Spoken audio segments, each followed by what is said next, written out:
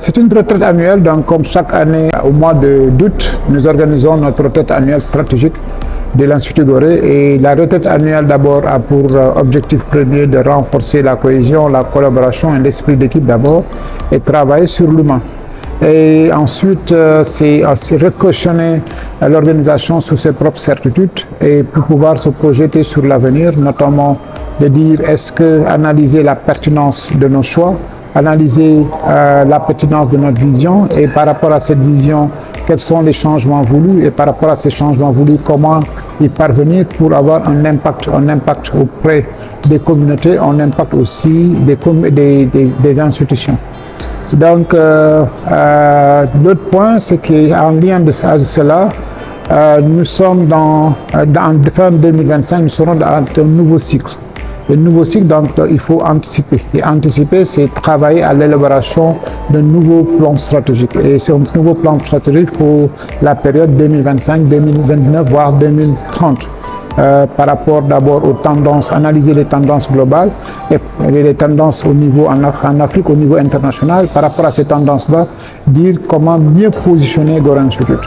Gorée Institute qui travaille normalement dans le renforcement des capacités, dans la réflexion et la recherche et aussi dans la facilitation du dialogue entre différentes parties prenantes. Et donc, nous allons avoir toujours ces deux piliers stratégiques, voire même trois. Le premier pilier, c'est sur la consolidation de la paix et la prévention des conflits. Le deuxième pilier, c'est sur la gouvernance démocratique et les processus politiques. Et le troisième pilier, sur l'aspect culture.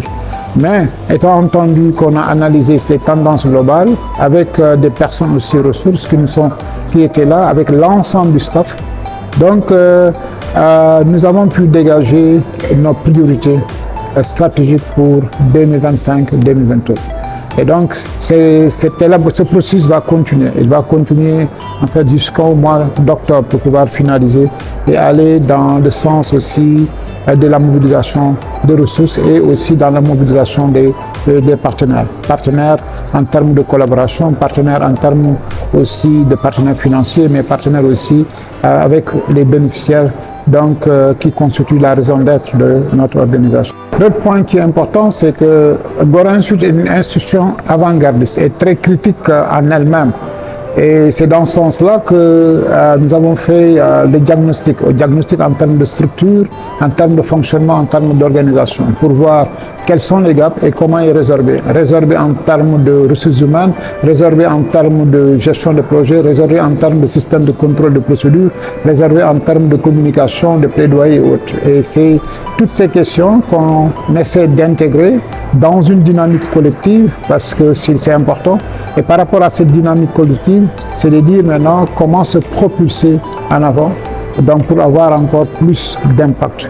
Impact, que c'est ça, tout en sachant que ce travail, nous ne pouvons pas le faire seul. Et ce travail, nous ne pouvons que le faire qu'en essayant d'instaurer des partenariats collaboratifs avec les différentes parties prenantes qui gravitent autour de l'Institut Gorée Institute.